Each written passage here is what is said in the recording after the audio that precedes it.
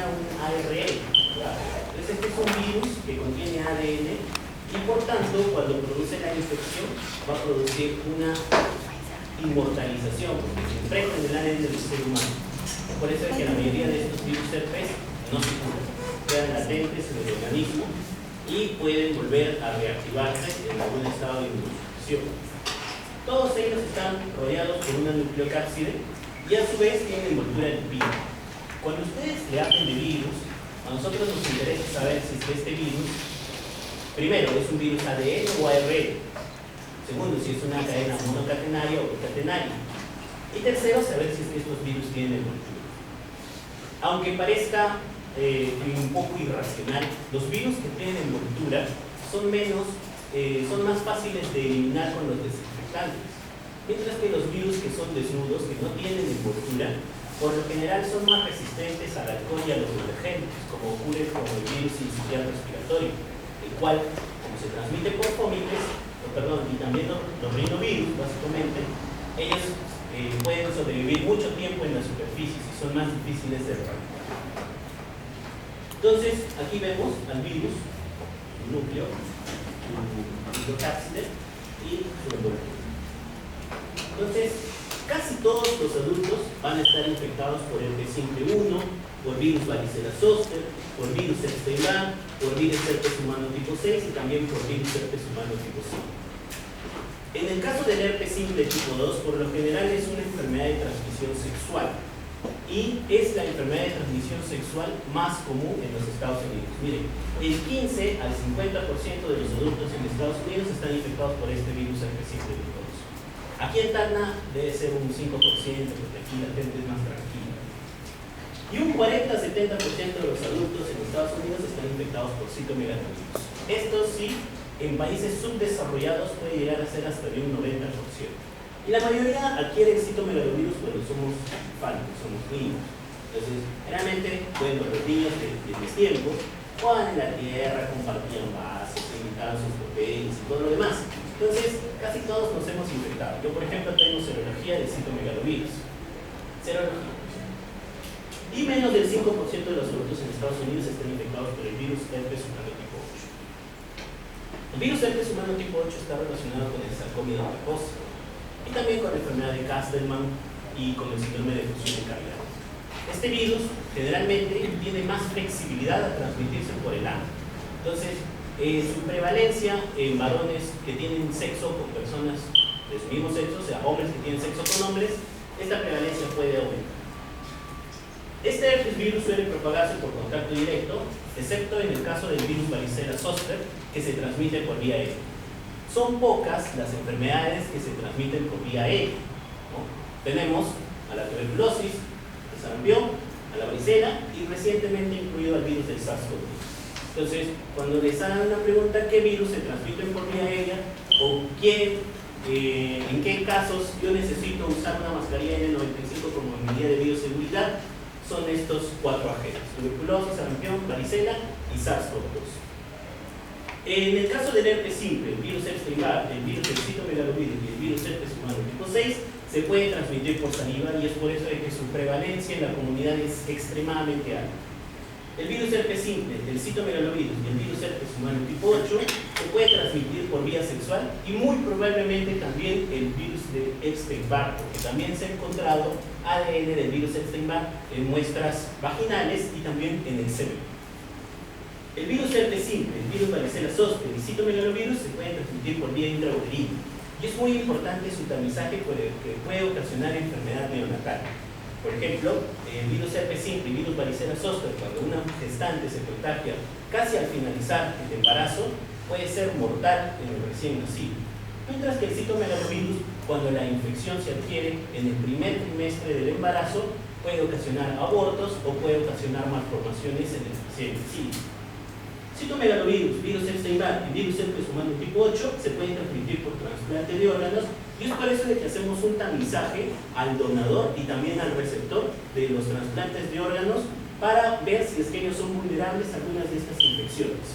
Por ejemplo, si yo tengo un donador que es herpes simple positivo y el receptor es negativo, este paciente es más vulnerable a las infecciones y probablemente vaya a requerir una profilaxis con azithromycin por largo tiempo. Y citomegalovirus y virus Epstein-Barr se pueden transmitir por transfusiones de sangre. Lógicamente, es tan frecuente esto que ya no se hace el tamizaje en banco de sangre. Banco de sangre, generalmente, hacemos tamizaje de sífilis, de VIH, de hepatitis B, de enfermedad de Chagas, de HTLV, pero por usual no hacemos ni de citomegalovirus ni de virus Epstein. Por lo general, la inmunidad humoral va a protegerte contra la prima infección. Y es por eso que cuando una persona recién se infecta, su cuerpo, dentro de la naturaleza y la inteligencia que ellos producen, generan anticuerpos protectores contra esta infección. Y después de eso, ya no te puede volver a contagiar, pero sí se puede reactivar. Y eso es lo que va a ocurrir en la mayoría de personas. Probablemente ustedes conozcan al virus de herpes simple como simplemente la boquera. Algunos coloquialmente le dicen te lamió la arañita, ¿no? Entonces salen unas lesioncitas aquí en la comisura labial y por lo general pasa indetectable. O a veces algunas personas tienen alguna enfermedad febril y le aparecen aftas en la boca, ¿no? Entonces generalmente eso es una reactivación de un herpes simple. Mientras que la inmunodeficiencia celular se va a relacionar con la enfermedad grave. Y esto sí está íntimamente relacionado principalmente con citomegalovirus y con virus Epstein. Por ejemplo, si ocurre una infección por citomegalovirus en un huésped inmunosusceptible, ya sea un paciente trasplantado, un paciente con VIH o un paciente que recibe quimioterapia, la enfermedad suele ser muy, pero muy grave y suele manifestarse en órganos específicos. Como vamos a ver más adelante. También muchos de estos herpes están relacionados con cáncer. Virus Epstein-Barr está relacionado con linfoma de Hodgkin, linfoma no Hodgkin, linfoma de Burkitt, cáncer gástrico y su mayor relación es con el carcinoma nasofaríngeo. Prácticamente el 70% de todos los cánceres nasofaríngeos son producidos por virus Epstein-Barr. Virus herpes humano tipo 8, ya les había adelantado, se asocia muy fuertemente con el sarcoma de Kaposi. Ustedes probablemente, si ven sarcoma de Kaposi en la actualidad, lo van a ver en un paciente con VIH-Sida. ¿Okay? Entonces, generalmente son lesiones violáceas, de buen pronóstico, que aparecen en los miembros inferiores. Y herpes humano tipo 8 también se puede asociar con la enfermedad de Castor, que también lo van a observar en los pacientes con SIDA. Este es el resumen de todos los herpes. Como les había dicho, son 8 patógenos en el humano y también nos pueden conocer el herpes simple tipo 1, el herpes simple tipo 2, el herpes 3, que es conocido como el virus varicela zoster, que produce la enfermedad de la varicela, y en reactivación la enfermedad del zoster, del herpes zoster. El citomegalovirus es el herpes tipo 5, no sé por qué está acá al revés. El virus Epstein-Barr es el herpes tipo 4. ¿Bien? El virus herpes tipo 6, virus herpes tipo 7, el 6 es el que produce el exantema súbito, o famoso conocido como la rosiola. Y el virus herpes B, que generalmente se observa en monos o en personas que están expuestas a ellos, ¿no? El virus herpes sarcoma de Kaposi es el virus herpes humano tipo 8, ¿no? Entonces, básicamente estos son los que van a ocasionar enfermedades en el humano. Y aquí vemos un resumen de los principales síndromes que puede ocasionar cada uno de ellos. En cuanto al diagnóstico, por lo general es clínico, en el caso de la gingivitis herpética, el herpes genital, la varicela y la rosiola. La serología va a ser específica para el diagnóstico del herpes 1 y del tipo 2. Por ejemplo, si me aparecen unas lesiones genitales, pero por vergüenza yo no fui al doctor, posteriormente de una o 2 semanas, generalmente 2 semanas, puedo hacerme una serología para herpes simple tipo 1 o tipo 2 y puedo ver si es que realmente tenía una infección por herpes, ¿no? Entonces, la serología te puede ayudar para el diagnóstico de estas infecciones. Ahora, por lo general, cuando medimos serología, ustedes conocen que tenemos la inmunoglobulina M y la inmunoglobulina G. Me imagino que alguno de ustedes se habrá hecho una prueba de COVID cuando recién empezó en el año 2020. Entonces nos decía, la inmunoglobulina M nos detecta infecciones agudas, mientras que la inmunoglobulina G generalmente se relacionaba con exposiciones previas. Lo mismo ocurre aquí. ¿Bien? Yo puedo encontrar una serología de herpes positiva, incluso después de 50 años de que yo tuve esta infección. ¿Bien? Entonces, probablemente me haya infectado en mi niñez pero yo tengo anticuerpos inmunoglobulina G a los 40, a los 30, a los 20 años de esta infección. Estos anticuerpos son longevos y pueden durar toda la vida. Bien, entonces, muchas veces me envían a mí pacientes, interconsultas generalmente. ¿Por qué? Porque le encontraron una serología positiva para citomegalovirus. Vemos qué anticuerpo es y el anticuerpo positivo fue una inmunoglobulina G. Entonces, el paciente está asintomático, no recuerda haber tenido un cuadro febril y su inmunoglobulina M está negativa. ¿Esto qué quiere decir? De que en algún momento de su vida estuvo expuesto al citomegalovirus, pero que su cuerpo desarrolló anticuerpos y ahora está protegido. ¿Está curado del citomegalovirus? Les pregunto. Es una cura funcional. Su sistema inmune lo ha controlado.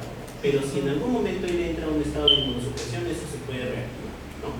Porque está implantado dentro de su ADN. Muy bien. Entonces, eso es muy, pero muy importante, porque lo van a ver siempre, ¿bien? Y generalmente los pacientes te consultan por eso. Y no solo en el caso de citomegalovirus, sino también lo observamos con toxoplasma, con rubiola, ¿no? Con rubiola es más todavía, porque recuerden de que a nosotros nos vacunaron con el SPR, que contiene sarampión, parotiditis y rubiola. Y una de las respuestas de esta vacuna es generar anticuerpos IgG contra rubiola. Entonces, muchas veces van a la consulta y me dicen, doctor, me ha salido, tengo rubiola, ¿no? Y simplemente es porque tienen los anticuerpos para la rubiola. Entonces, eso quiere decir simplemente que estuvo inmunizado. Entonces, generalmente los anticuerpos que a nosotros nos interesa en la práctica clínica es el M, ¿bien? Porque eso nos está diciendo una infección aguda, una infección reciente, y en estos casos algunos pueden requerir un tratamiento especial. El PCR, que es la reacción en cadena de polimerasa, te puede ayudar para el diagnóstico del herpes simple, del herpes Epstein-Barr, del citomegalovirus o del herpes humano tipo C. En los pacientes trasplantados, generalmente nosotros dentro de su monitoreo, principalmente los trasplantados hematológicos, no los halogénicos, no los autólogos diré, sino los halogénicos, generalmente nosotros hacemos seguimiento de su carga viral de citomegalovirus para ver si es que hay una reactivación. Entonces vemos 2 logaritmos, en 2 semanas siguen 2 logaritmos, en 4 semanas están 4 logaritmos, aumentado. Entonces, en estos casos, incluso así no presenten síntomas, nosotros podemos dar un tratamiento preventivo con valganciclovir o con ganciclovir de acuerdo al escenario clínico en el que estemos puestos. Esto es muy importante y debe ser en color azul, porque muchas veces tenemos pacientes que necesitamos una patología. A veces no tenemos el PCR. Y la serología para el caso del citomegalovirus, como la mayoría de estas infecciones son por reactivación, no te van a ayudar.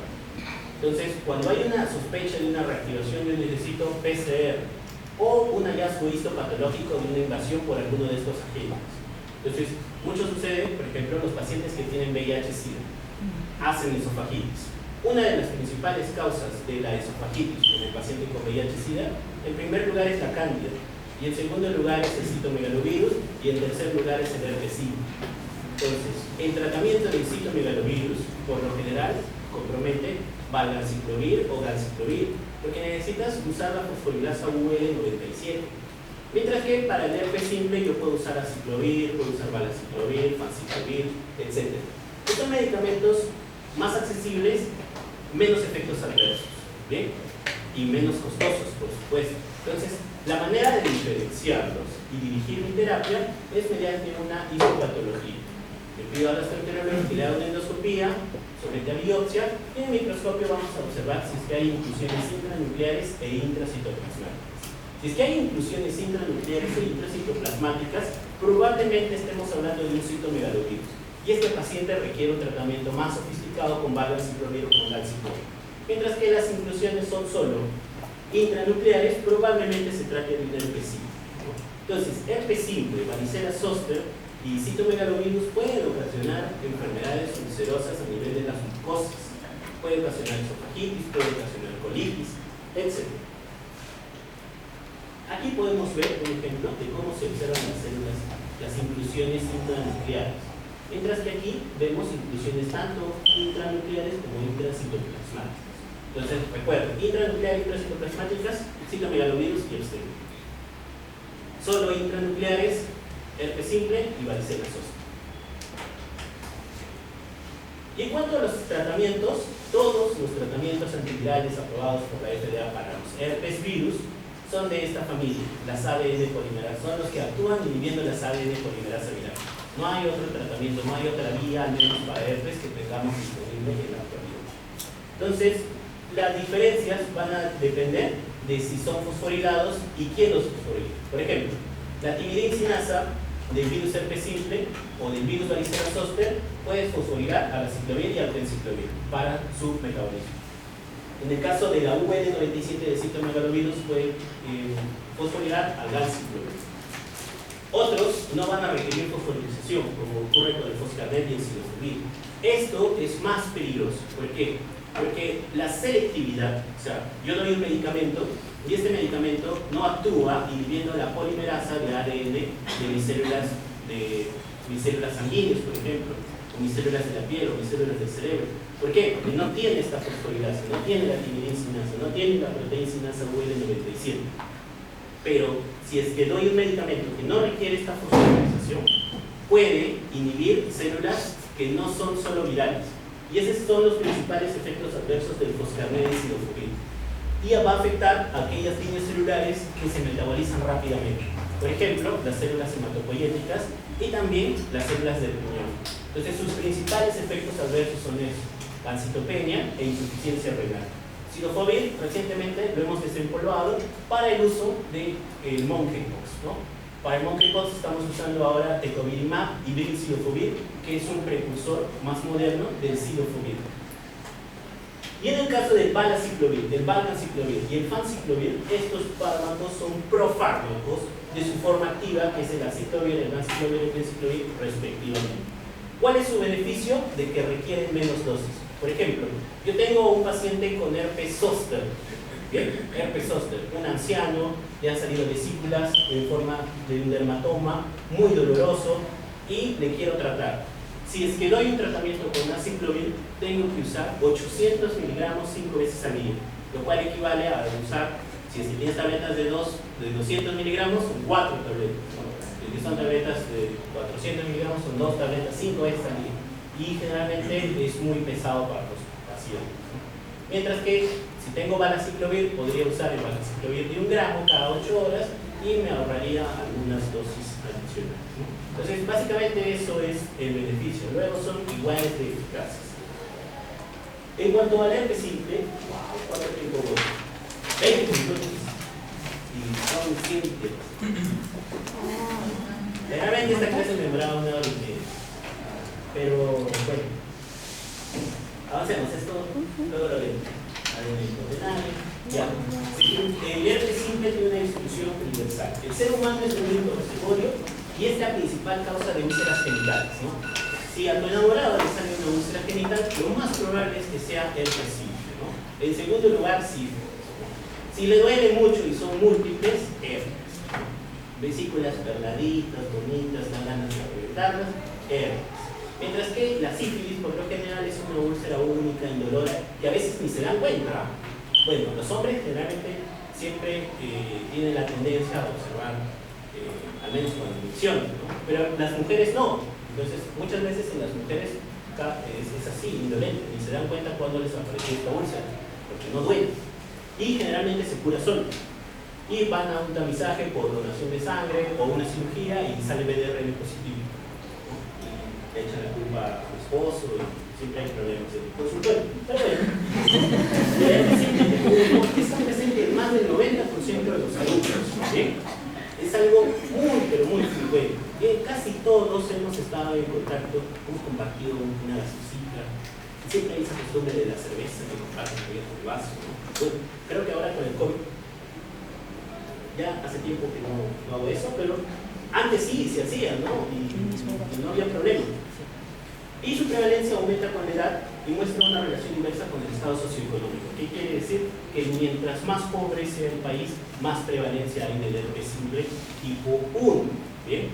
Mientras que el herpes simple tipo 2 comienza a aparecer en la pubertad y se correlaciona con la actividad sexual. ¿Bien? Mientras más número de parejas, mientras más actos sexuales tienes, más prevalencia tienes de herpes. ¿Por qué? Porque su contagio es principalmente por vía sexual. Ahora, te puede aparecer en los genitales lesiones por herpes 1, sí puede suceder, ¿bien? Sí puede suceder. Pero lo más frecuente es que sea por herpes 2. Mientras te puede aparecer herpes 2 en la cara, en la boca, no puede aparecer. ¿Bien? Entonces, el 70% de las lesiones genitales por herpes van a ser por el herpes 2. Y su prevalencia es mayor en las mujeres, debido a que tienen una zona mayor de exposición por la vagina, y en las personas con VIH y en HCH. Siempre, casi todas las enfermedades de transmisión sexual van a ser más frecuentes en las personas que tienen sexo, en los hombres que tienen sexo con hombres.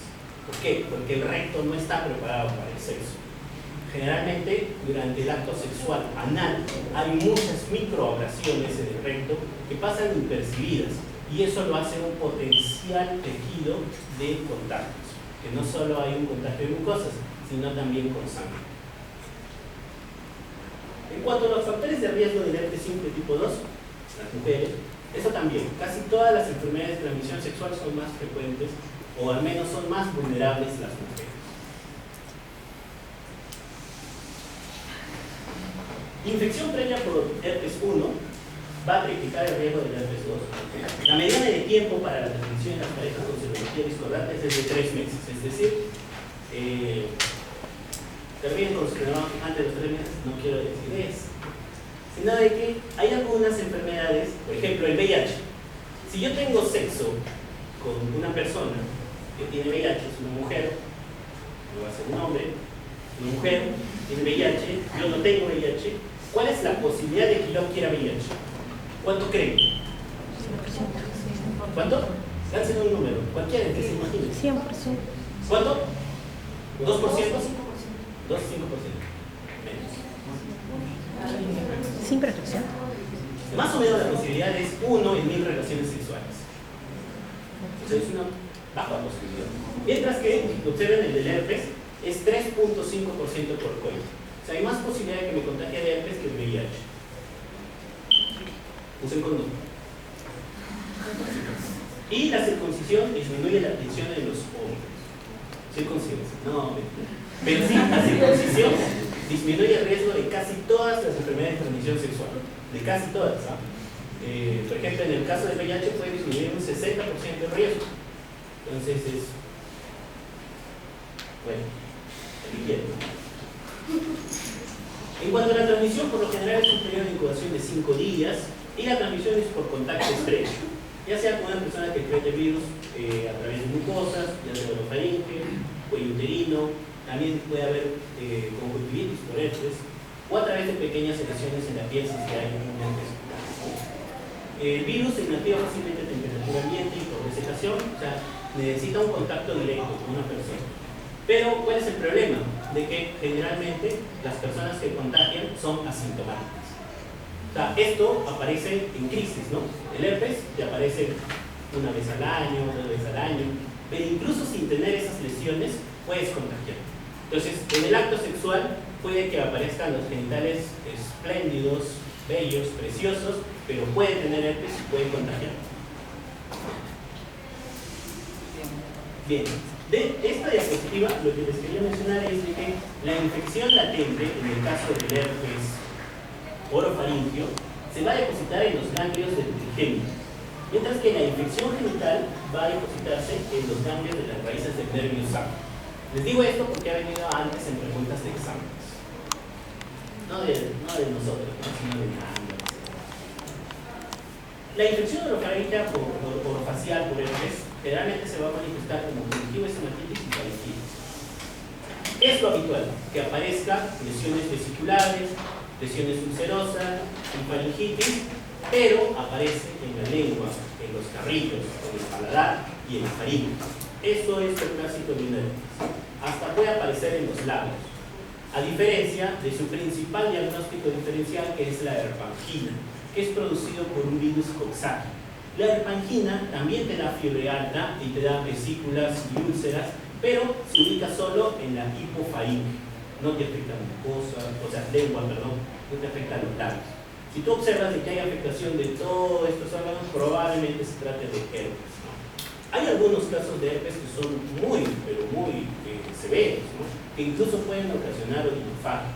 En estos casos ya entran dentro del diagnóstico diferencial algunas mucositis. Hay algunos gérmenes que pueden ocasionar mucositis, como es clamidia neumófila, como es micoplasma pneumonia, como es gonorrea. Y entonces ellos debemos tenerlos siempre en el diferencial de un herpes severo. Ahora, estos herpes generalmente aparecen en la niñez y por lo general es una enfermedad febril que suele ser autolimitada. Pero cuando se adquiere en la juventud o en la adultez, suelen ser más severos. Y eso aplica para todo. O sea, igual, una varicela que se dé de adulto o de adolescente, generalmente son más graves. Incluso hasta el 50% de los adultos que hacen varicela pueden hacerlo. Mi pregunta es, ¿quién de ustedes tiene vacuna contra varicela?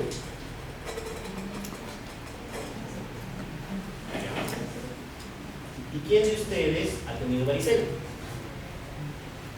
La mayoría, ¿no? Aquellas personas que no tienen vacuna y que no han tenido varicela, ustedes que son estudiantes de medicina y que van a estar expuestos a la varicela en cualquier momento, vacúnense. Algunas puedes aplicarte una sola dosis y es bastante segura, bastante eficaz y te ahorras una neumonía. Yo he visto personas que han fallecido por varicela, ¿no? Entonces es una enfermedad prevenible que ustedes como médicos pueden evitar. Bueno, ya les dije todo esto. En el caso de la infección genital, la primera infección se asocia con una duración más prolongada, que dura entre 10 a 12 días. Entonces, generalmente, cuando es una primera infección, todos se asustan. Todos van al neurólogo, van al ginecólogo, van al infectólogo. ¿Por qué? Porque, imagínate, pues no ver ahí aftas en el miembro, ¿no? Entonces, y es doloroso, ¿no? Es doloroso y en algunos casos se asocia con mucha fiebre, fiebre alta. He visto casos que incluso les salió lesiones en las manos, ¿no? No sé dónde van a estar esas manos, pero suele ser un cuadro aparatoso en algunas personas. Y en la actualidad, el principal diagnóstico diferencial de un herpes genital es monkeypox. ¿Okay? Ahora, la viruela del mono ha cambiado el juego en las úlceras genitales. La viruela del mono en la actualidad ya se considera una enfermedad de transmisión sexual. Aunque todavía no lo ha dicho la OMS, ya todos sabemos de que se presenta en grupos de riesgo. Cuando apareció también lo veíamos en hombres que tienen sexo con hombres, en hombres que van a saunas, casas oscuras. No me pregunten qué es casas oscuras, búsquenlo luego. Y generalmente te suele manifestar también con vesículas, con abones, con fiebre. Es más tóxico y las lesiones son más grandes y más tensas. Entonces, yo he tenido, por ejemplo, hace poco tuvimos un paciente que estuvo hospitalizado por supuestamente dijeron que era un zóster genital, ¿no? Y estuvo ahí el fin de semana, me hace meter consulta, voy a verlo, ¿no? Veo que tiene dolor en los ganglios, que las lesiones son bilaterales, ¿no? Y que eran profundas y que ya habían pasado 14 días y todavía seguía con algunas lesiones activas. Entonces le digo, ¿has tenido algún contacto de riesgo, contacto sexual de riesgo? Y la respuesta del paciente es, no me acuerdo. Bueno, ¿ustedes se acordarían de haber tenido sexo hace 1 o 2 semanas? Probablemente sí, ¿no? Y lo más que llamaba la atención es, ¿tuviste contacto sexual con una persona del mismo sexo? Me acuerdo, doctor. Entonces, me pareció un poco sospechoso, ¿no? Entonces le pedimos la prueba de monkeypox y salió positivo, ¿no? Entonces, lo habían hospitalizado como un zóster genital. El paciente había estado dando vueltas en el hospital 4 días. Entonces, muchas personas pudieron haberse contaminado y contagiado. Entonces, cuando tú sospeches de un zóster, no solo genital, recuerden que el zóster solo se presenta en un dermatoma y es unilateral. ¿Bien? Este señor tenía lesiones en los 2 lados. O sea, cuando me refiero a unilateral, me refiero a la línea de la mitad del cuerpo, ¿no? Entonces, si es que es un zóster, solo va a aparecer en un lado, ¿no? Desde aquí hasta atrás, pero solo hasta esa línea. ¿Bien? Mientras que este señor tenía aquí, aquí. Y bien raro pues que un paciente de 30 años tenga zóster, ¿no? Cuando ustedes observen zóster en una persona joven, piensen en VIH, ¿okay? Entonces siempre pídanle a esa persona VIH. Hay algunas manifestaciones que te indican, que te sugieren inmunosupresión. Por ejemplo, que tú observes candidiasis bucal en una persona joven, VIH. Una persona que comienza a hacer diarrea, muchas veces, ¿no? Alguien se rió por ahí. VIH. O alguien que haga zóster, también VIH. O múltiples onicomicosis, también. ¿Qué estamos hablando? Allá, la clínica, ¿no? Bueno, entonces son lesiones que puede haber dolor, puede haber prurito, puede haber disuria, puede haber secreción vaginal, hay linfadenopatía, seminales dolorosas y realmente hay mucho dolor, ¿no? Eso es en la primoinfección, porque cuando ocurren las reactivaciones generalmente son cuadros más leves. Cuando son las reactivaciones, el cuadro puede durar solo 3 días, a veces ya ni le duele, solo le pica y aparecen 2, 3 vesiculitas nada más. Entonces generalmente las reactivaciones son cuadros más indolentes. No debería reactivarse muchas veces, por lo general siempre son menos de 3 veces al año, y conforme pasen los años de la infección ese riesgo va disminuyendo, ¿no? Entonces algunas personas tienen 15 años sin tener una reactivación por el herpes. Puede asociarse también con meningitis aséptica, el 36% de las mujeres pueden infectar, el 13% de los varones. Puede aparecer rigidez de nuca, cefalea y fotofobia, ¿no? Entonces esto ocurre en la primoinfección.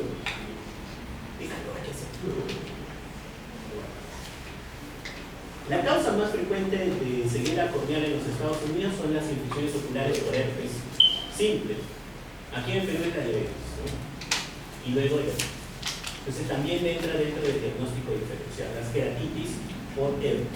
Pero también puede causar blefaritis, conjuntivitis y en casos excepcionales, principalmente en huéspedes inmunosusceptibles, puede ocasionar retinitis necrosante.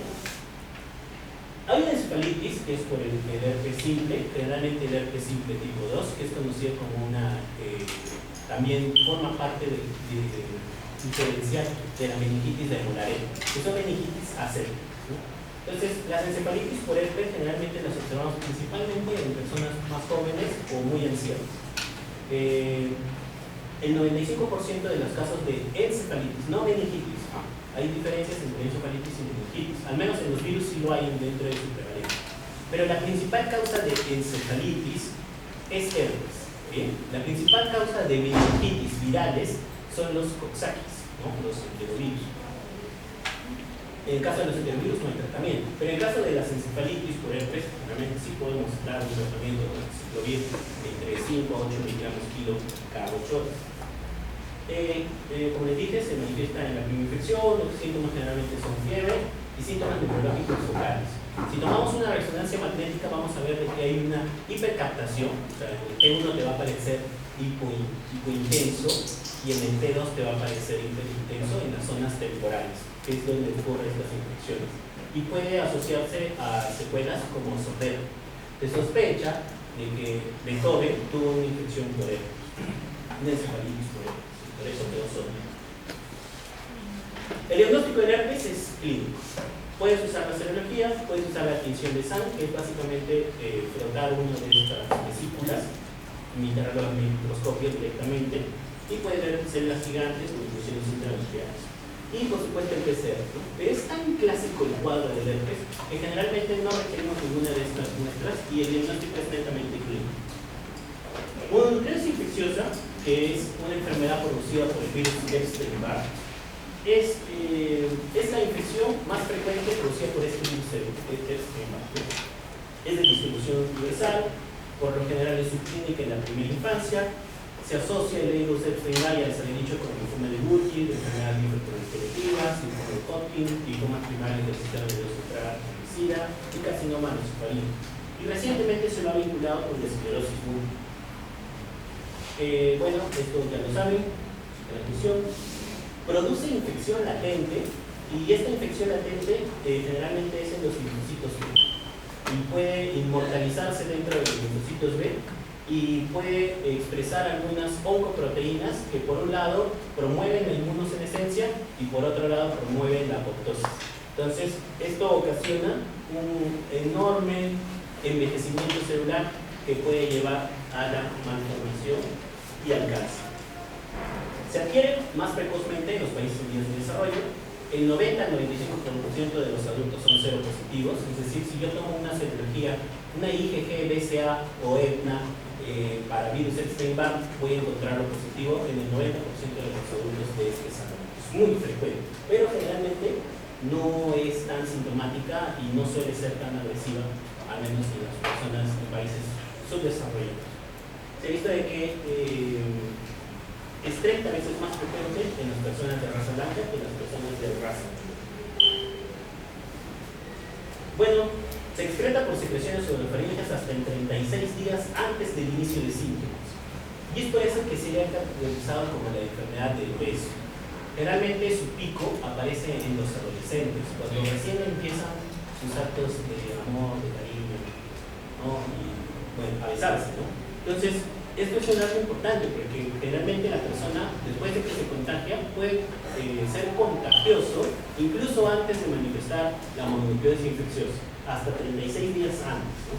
Pues esta enfermedad tiene dos picos de edad, en los menores de 5 años y luego en los adolescentes. Como sucede también con el meningococo. El meningococo también se transmite mucho por la saliva y es por eso que suele aparecer en un pico en los adolescentes. También se ha encontrado ADN en el epitelio cervical uterino y por eso se sospecha de que también se puede transmitir por el sexo. La clínica clásica de la mononucleosis infecciosa es una enfermedad con un periodo de incubación largo que se caracteriza por una triada que es fiebre, dolor faríngeo y adenopatía. Entonces, generalmente el paciente se queja de mucha odinofagia, tiene adenopatías que suelen ser bastante grandes en algunos casos y puede incluso obstruir la vía aérea, principalmente en los niños, y hay fiebre de larga evolución. Entonces, este paciente puede permanecer con esta sintomatología entre 7 a 10 días y en algunos casos se prolonga más. Las linfadenopatías es el último síntoma en resolver y puede durar entre 1 a 3 meses. También se asocia con hepatomegalia. Puede aparecer exantemas principalmente cuando son expuestos a la aminopenicilina. Entonces, esa es la clásica de las personas que creen ser alérgicas a la penicilina. Generalmente tuviste una mononucleosis infecciosa y si alguien te da una amoxicilina en ese momento que tienes un Epstein-Barr, una mononucleosis infecciosa, el 90% de las personas van a hacer rash. Entonces, es un falso positivo de alergia a las penicilinas. Y los niños más pequeños tienen más exantemas, más neutropenias y más dolor. Por lo general el cuadro resuelve en 2 a 3 semanas. Este es el rash que se puede producir en el paciente con exposición a aminopenicilinas en contexto de Epstein-Barr. Esta señora, su piel normal es de este color y como pueden ver todo está enrojecido. Entonces los síntomas son bastante floridos y son síntomas del sistema reticular, ¿no? O sea, fiebre, dolor de garganta, adenopatías, hepatosplenomegalia, puede haber hepatitis, puede haber trombocitopenia, etc. Generalmente, la mononucleosis infecciosa entra dentro del espectro de otras enfermedades que pueden ocasionar la mononucleosis light, que es el toxoplasma, que es una prima infección por VIH, muy frecuente en las personas adultas jóvenes como ustedes. Cuando recién se contagian de VIH, generalmente comienzan a hacer estas manifestaciones de manera más severa, incluso con meningitis y todo lo demás. También puede aparecer el citomegalovirus, el sífilis, y cambiales de toxoplasma. La trombocitopenia es un hallazgo constante y una de sus principales complicaciones es la rotura del vaso. Por lo general, después de que una persona ha tenido infección por Epstein-Barr o mononucleosis infecciosa, se le recomienda que no haga ninguna actividad física de contacto por 6 meses. Generalmente hemos visto casos de pacientes que se recuperaron y se golpearon con la bicicleta o hacían skate y desastrosamente fallecieron. Otra de las complicaciones observables en los pacientes con mononucleosis infecciosa es la anemia hemolítica autoinmunitaria, que es mediada por clorofila, que generalmente se observa después de 2 a 3 semanas del evento. Puede aparecer encefalitis, las alteraciones hepáticas son muy frecuentes, casi siempre vas a observar hepatitis en pacientes con mononucleosis infecciosa, Y también puede haber algunas alteraciones renales muy parecidas a la leptospirosis. Una de las principales causas del síndrome hemofagocítico es el Epstein-Barr. Entonces, tengan en cuenta principalmente en huéspedes inmunosusceptibles. Esto se va a manifestar básicamente con fiebre alta, con pancitopenia, con disfunción hepática y con coagulopatía, pero de larga duración. El tratamiento es muy parecido a un cáncer. Bien, les ponen glucósidos, desaminaciones, ciclosporina. Prácticamente es un shock, o sea, es una quimioterapia de un linfoma. Es una enfermedad sumamente agresiva y muy mortal. Supongo que en este caso, seguro que falleció. La linfocitosis mononuclear relativa y absoluta es algo, un hallazgo constante, o sea, tú vas a ver un hemograma con un 70, un 80% de linfocitos. Y generalmente son linfocitos grandes, son linfocitos atípicos. Puede haber neutropenia, puede haber trombocitopenia, hay un incremento entre 2 a 3 veces de las transaminasas, hay aumento de la fosfatasa alcalina en el 60%, puede haber incluso aumento de las bilirrubinas, pero casi siempre todas estas enfermedades te van a aumentar las bilirrubinas menos de 5 gramos por decilitro. Y en el 90% puedes presentar crioproteínas sin necesidad de que haya anemia hemolítica asociada. El diagnóstico, anteriormente el diagnóstico se basaba con anticuerpos heterófilos, pero en la actualidad lo hacemos básicamente con el IgM-BCA, ¿no? Entonces, si tú tienes un paciente que tiene un IgM-BCA positivo y un IgM-EPNA negativo, tienes una infección aguda probablemente menor de un mes. Si es que tienes IgM-BCA positivo y el IgM-EPNA positivo, probablemente esta infección ya tenga más de un mes. Entonces, el EPNA, generalmente, a pesar de que es un IgM, se va a positivizar después del mes. Esto nos es bastante útil porque el IgM puede durar hasta 8 meses de longevidad. Entonces, te podría llevar a una confusión de diagnosticar una infección aguda cuando no lo es. Entonces, siempre el perfil es pedir los dos, el IgM-EPNA y el IgM-BCA. El BCA es sumamente sensible, o sea, un 95 a casi 100% de sensibilidad. El diagnóstico diferencial, ya les había dicho, citomegalovirus, virus herpes humano tipo 6, VIH, toxoplasma, otras hepatitis virales, rubiola, sarampión y reacciones a fármacos como fenilidina y sulfamidas. El tratamiento, no hay tratamiento, generalmente es solo soporte. El aciclovir no sirve, lo único que pudo ayudar un poco quizás es en la leucoplasia oral vellosa, que suele aparecer con el virus Epstein-Barr en los pacientes con SIDA, y solo de forma tóxica. O sea, no hay un tratamiento aniquilado. Podemos usar corticoides en las enfermedades muy graves, como es aquellos pacientes que tienen anemia hemolítica autoinmune o aquellos pacientes que tienen obstrucción por las adenopatías producidas por el Epstein-Barr. Solo en esos casos. Y bueno, eso es Epstein-Barr. De varicela zoster, ¿cuánto nos quedan? Uy, pero no me botan. No. Sigamos hasta que llegue, pues, doctor. Hasta que llegue el docente, sigamos. Como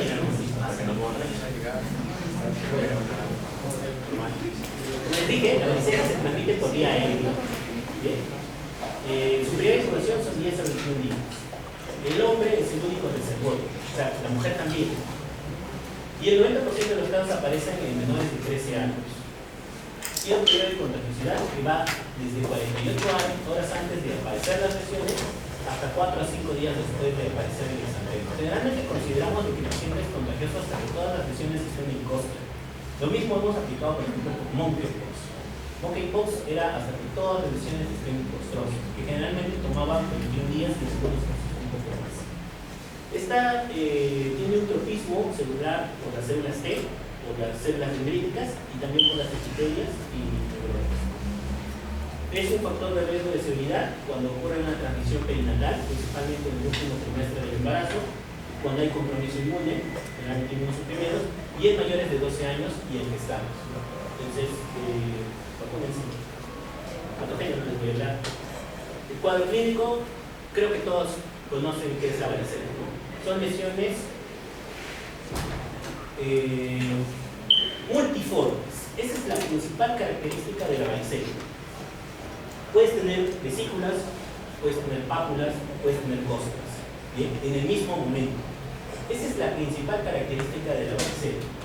Otra característica principal de la varicela es que puede aparecer en palmas, plantas y cuero cabelludo. Son pocas las enfermedades que aparecen en palmas y plantas. Si yo tengo afección en palmas y plantas, una erupción en palmas y plantas, podría pensar en infecciosis, Podría pensar en Streptobacillus multiformis, enfermedad por mortalidad de rata. Podría pensar en varicela o podría pensar en sífilis. Básicamente ese es el espectro de las enfermedades que te afectan manos, palmas y plantas. Siempre observen palmas y plantas, es muy valioso. Bueno, monkeypox también ahora afecta palmas y plantas. Pero la diferencia entre el monkeypox y la varicela es que el monkeypox aparece en un único estadio. O sea, yo voy a ver solo vesículas, o solo pápulas, o solo costras. Todas las evoluciones evolucionan de la misma manera. Esa es la principal diferencia con la varicela, ¿no? Porque monkeypox te puede dar múltiples vesículas en distintos lugares del cuerpo, te puede dar rash, te puede dar fiebre, te puede dar neumopatías, igual que la varicela, pero las lesiones son monomorfas, tienen una única forma. Ningún comprometido puede haber afecciones viscerales y generalmente el órgano más comprometido son los pulmones, en forma de neumonía. Y también puede dar manifestaciones en el sistema nervioso central, en forma de una meningitis o en forma autoinmune en casos de ataxia, que generalmente se observa en los pacientes adultos mayores. Les da varicela o les da una recrudescencia de un herpes zóster y a las 2-4 semanas aparecen con encefalopatía, con ataxia cerebelosa y se mueren. Como les dije, la neumonía es más frecuente en los adultos, muchas veces requieren oxígeno, podemos dar antivirales y puede ser incluso llevar a la muerte. Esta es quizás la principal causa de muerte en los adultos. Mientras que en los menores generalmente la causa de muerte es sobre infecciones bacterianas. La mortalidad es de 7 por 100.000 infantes, 1.4 en 100.000 niños, 31 en 100.000 adultos. La mortalidad en adultos es mayor que la de niños. Y también en pacientes inmunosuprimidos como los que reciben quimioterapia o que tienen VIH. Como les expliqué, en menores de 5 años la principal causa de muerte o las complicaciones más frecuentes son la sepsis de foco bacteriano. Yo tuve la desafortunada mala suerte de que uno de mis colegas del presidentado, su hijo le dio varicela cuando tenía 4 años y falleció. Muy buen médico. Entonces, ¿de qué la importancia de la vacuna? La vacuna actualmente está implementada dentro del esquema nacional. Entonces, ya no hay razones para que no la reciban. Incluso hay una vacuna que viene, la Quadrix, ¿no? Que viene con SPR. SPR, o sea, Sanofi para el rubiola y varicela, para que no le pongas un mucho más. Y en mayores de 5 años, la ataxia cerebral aguda, que generalmente se observa en los adultos mayores ancianos. Entonces, el tratamiento es aciclovir. No hay muchas diferencias entre aciclovir y varaciclovir. En las formas severas podemos usar aciclovir endovenoso, es decir, no hay presentación endovenosa del varaciclovir. Pero no tiene mucho beneficio si se dan cuenta. Miren, si yo uso aciclovir en las primeras 24 horas del rash, voy a disminuir la fiebre en un día. Puedo disminuir el tiempo para la formación de costras de 5.6 a 7.4. Ya sin tratamiento me demora en hacer costras 7 días y con tratamiento 5.6 días. Casi nada. Te disminuye el número de lesiones, aproximadamente la mitad, si usas tratamiento, eso sí. Porque las lesiones de la varicela por lo general curan sin dejar cicatriz, salvo manipulación. Mientras que las lesiones del monkeypox sí curan dejando cicatriz. O sea, son deformantes. Muchas veces algunos pacientes todavía están en consultas con cirugía plástica. Y no hay datos sobre mortalidad, complicaciones ni efectos adversos. O sea, no sabemos si disminuye la mortalidad. Presumimos que sí, y por eso lo ofrecemos principalmente en los adultos. En los niños generalmente es una enfermedad autolimitada. Está indicado en complicaciones como neumonitis o encefalitis, y en el caso de usarlo en el segundo o el tercer día, prácticamente solo aporta la duración del rash y de la fiebre. ¿Cuándo puedo usar aciclovir? Son en los primeros 3 días. Después de eso ya no tiene beneficio, tanto en la varicela como también en el zóster. O sea, cuando muchas veces te llega el paciente con zóster, ya en 5 días, en 7 días, ya no tiene beneficio usar aciclovir, porque la fase viral ya está controlada. Hay una vacuna, como te había dicho, se puede usar como contacto post-exposición, ¿no? O sea, yo tuve contacto con alguien con varicela, yo no estoy vacunado, no me dio varicela, me puedo vacunar dentro de los primeros 3 días y me protege. ¿Bien? Si es que a ti ya te dio varicela, no necesitas vacuna. ¿Bien? Si no te ha dado, por favor. Una dosis tiene 85% de eficacia para prevenir enfermedad, más del 95% de eficacia en prevenir enfermedad severa, disminuye el 88% de hospitalizaciones y más del 74% de la muerte. El herpes zóster es la reactivación del virus de la varicela zóster. Generalmente aparece en las personas adultas mayores, puede tener una duración de 10 a 15 días. Va a aparecer de acuerdo al ganglio que esté reactivado, aparece en zonas de dermatomas y por lo general unilateral. Puede haber un zóster diseminado, puede ocurrir, pero generalmente en las personas inmunosuprimidas. Y si es que es un zóster diseminado, generalmente va a aparecer en dermatomas contiguos. ¿Bien? La mayoría aparece en el tronco o en el abdomen. Y la neuralgia posherpética es su principal complicación, que puede aparecer hasta en el 25 a 50% de los adultos mayores de 50 años. Entonces, esta es la principal secuela del zóster, el dolor. La neuralgia posherpética se define cuando hay presencia de dolor más allá de los 60 días del inicio del rash. Y el tratamiento es asintomático, pero como pueden ver, no tiene mucho beneficio. Solo te va a cortar un día la duración de la formación de lesiones, disminuye el número total de lesiones solo en un 25% y disminuye los síntomas sistémicos en un tercio de los pacientes. No se sabe si disminuye la frecuencia de neuralgia posherpética. Entonces, generalmente hay pacientes que están seleccionados para hacer esta neuralgia posherpética, incluso con tratamiento con psicólogo. Bien, citomegalovirus. Citomegalovirus igual es un virus que generalmente la primera infección es indolente, suele manifestarse como un simple resfriado. Tiene una prevalencia muy alta, el 90% de la población está infectada en países subdesarrollados, mientras que en los países desarrollados solo el 60%. La mayoría se infecta antes de la pubertad. Y los factores que van a facilitar la transmisión es el hacinamiento y la falta de higiene. En las personas inmunocompetentes la infección viral es intermitente e indefinida, mientras que en los inmunosuprimidos es prolongada y constante. Entonces, incluso después de que te curaste del citomegalovirus, tú puedes seguir contagiando. El citomegalovirus también se transmite por el sexo, entonces la mayoría también se puede contagiar de esa manera, es que no la tenido su función.